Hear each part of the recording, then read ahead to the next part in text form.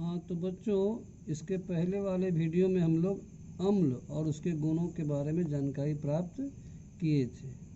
इस वीडियो में हम लोग क्षार या क्षारक बेसिस के बारे में जानकारी प्राप्त करेंगे, है ना। तो क्षार या क्षारक मतलब क्षार को क्षारक क्यों कहते हैं? कहने का मतलब है कि सभी जो क्षारक होते हैं वो जल में घुलनशील नहीं होते, लेकिन जो क्षारक जल में घुलनशील होते हैं उन्हें क्षार कहा जाता है। जो क्षारक जल में घुलनशील होते हैं उन्हें क्षार कहा जाता है, इतना ही याद रखें। तो क्षार या क्षारक कहते किसको? इनका कुछ हम लोग गुण याद रखें, उसके आधार पर हम लोग परिभाषा इसका बना सकते हैं। स्वाद कैसा होता है? तीखा व कड़वा होता है, तीखा व कड़वा होता है ना। और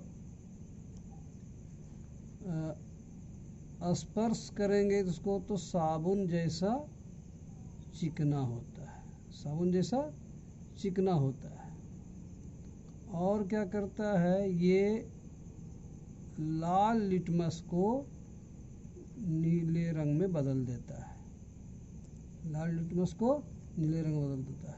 तो ये तीनों बातों को हम लोग परिभाषा में शामिल करेंगे। हम लोग लिखेंगे कि वे पदार्थ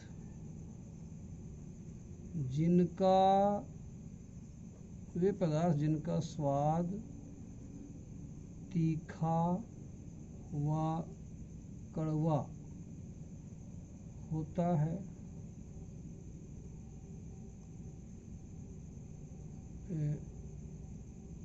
जिन्हें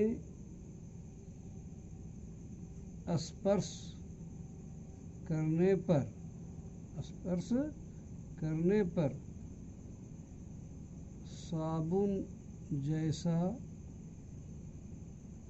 साबुन जैसा चिकनापन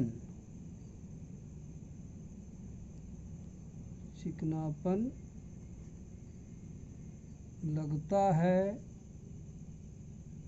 तथा जो लाल लिटमस पत्र को नीला कर देते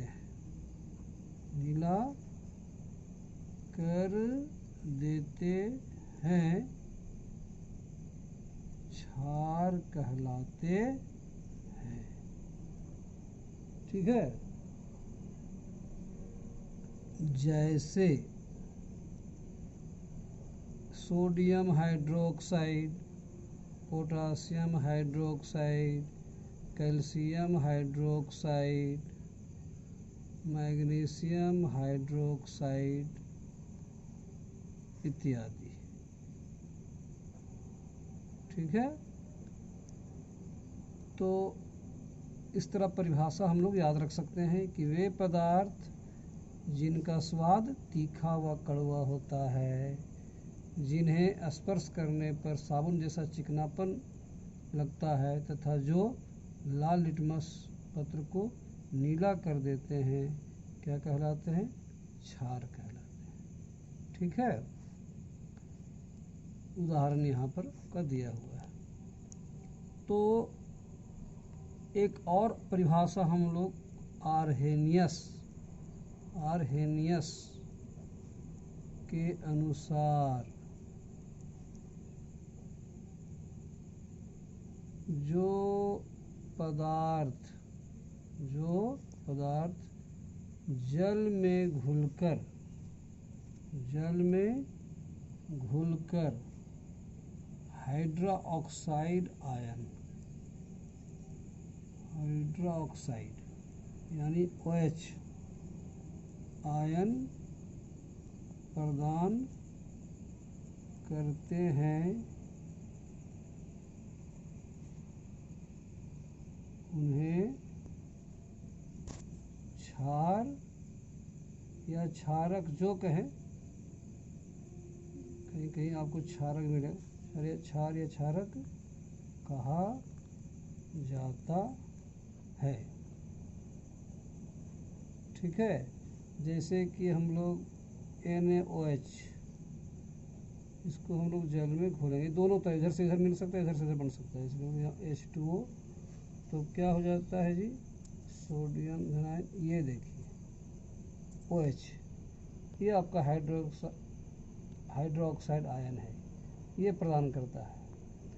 ये आपका आर्हेनियस के अनुसार ये परिभाषा है। दोनों तरह की परिभाषा बच्चे आप लोग याद रखें, है ना। अब इनके गुणों के बारे में थोड़ा हम लोग अगले जान लेते हैं, ध्यान रहे। और ये भी ध्यान रहे कि इसमें भी अम्ल की तरह प्रबल अम्ल और हम लोग दुर्बल अम्ल के बारे में जाने थे, उसी तरह इसमें भी प्रबल क्षार और प्रबल और दुर्बल क्षार होते हैं। जैसे उदाहरण देख लें, प्रबल क्षार का उदाहरण कौन कौन है भाई, NaOH, KOH, है ना, या कैल्शियम हाइड्रोक्साइड, ये सब जो लिए ये सब प्रबल क्षार। और दुर्बल क्षार के उदाहरण क्या है, जैसे अमोनियम हाइड्रोक्साइड, है ना, अल्युमिनियम हाइड्रोक्साइड, ये सब क्या है, दुर्बल क्षार के उदाहरण है।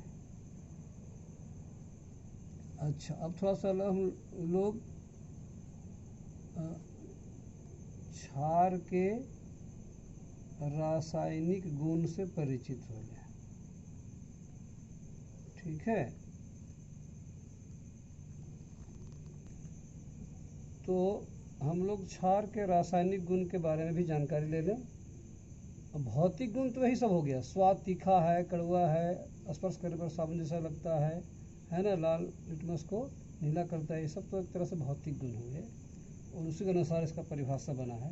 अथवा रासायनिक गुण के बारे में जान लें, तो पहला गुण जान लें। अभी हम लोग देखें ना, प्रबल क्षार कौन कौन है, दुर्बल क्षार कौन कौन है।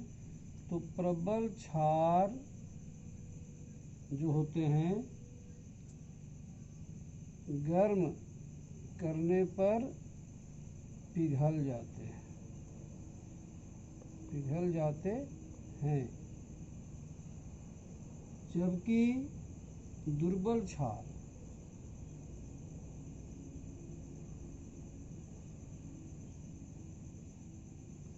गर्म करने पर टूट जाते हैं, मतलब अपघटित हो जाते हैं। दूसरा नंबर गुण है, चलिए यहाँ लिखते हैं, दूसरा नंबर गुण है कि क्षार अधात्विक ऑक्साइडों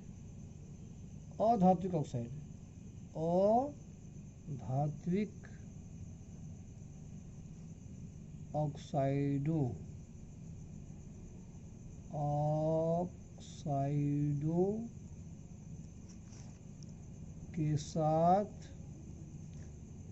अभिक्रिया करके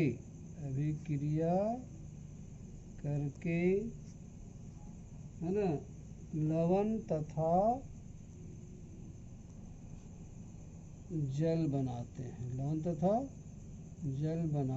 हैं। जैसे क्षार मतलब NaOH ले लो, चाहे KOH ले लो, अधात्विक ऑक्साइड, अधातु, जैसे मान लीजिए कार्बन डाइऑक्साइड के साथ, ये अधात्विक ऑक्साइड हो गया। इसके साथ क्या क्या करता है जी, लवण और जल, तो बन जाता है सोडियम कार्बोनेट और जल का निर्माण होता है।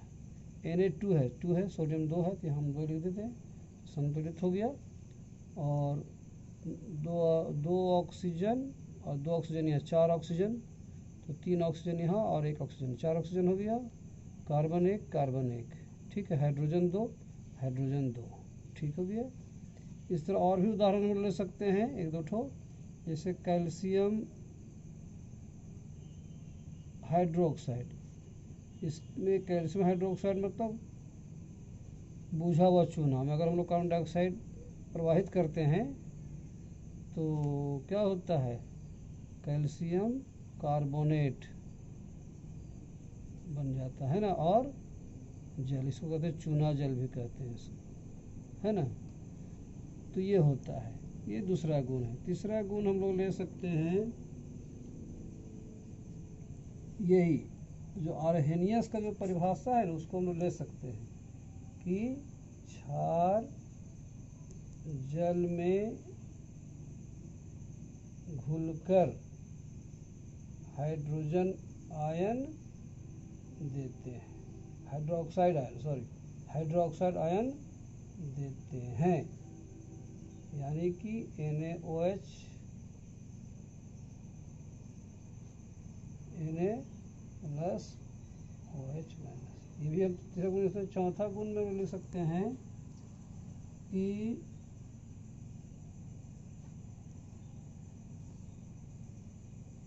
प्रबल क्षारों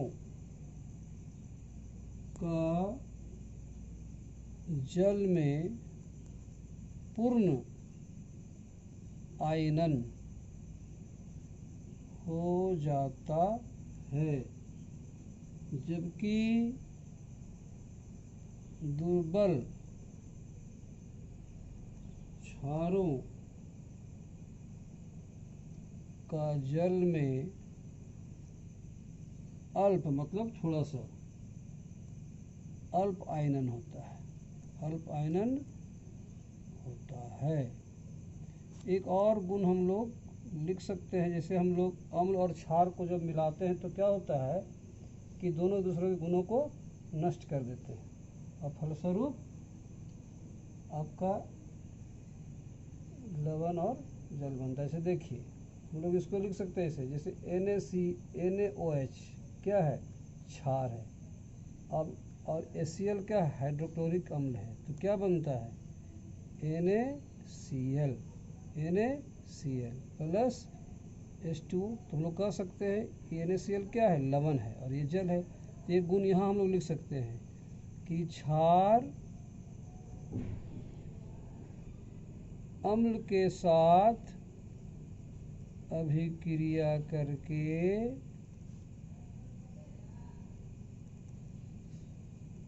लवण तथा जल बनाते हैं। जैसे असल में होता क्या है कि क्षार और अम्ल जब एक दूसरे से मिलते हैं ना, तो दोनों एक दूसरे के गुणों को नष्ट कर देते हैं, जिसके फलस्वरूप लवण और जल बनता है ना। इस तरह की अभिक्रिया को उदासीनीकरण अभिक्रिया भी कहते हैं, क्योंकि दोनों दूसरे के गुणों को उदासीन बना देते हैं। लेकिन खैर ये दोनों, ये गुण जो है कॉमन गुण है, ये अम्ल में भी लिखा जा सकता है और क्षार या क्षार में भी लिखा जा सकता है ना। इसको याद रखें। ये काफ़ी है आज के लिए, ठीक। इसके बाद हम लोग लवण के बारे में पढ़ेंगे, साल्ट्स के बारे में, है ना। ठीक है।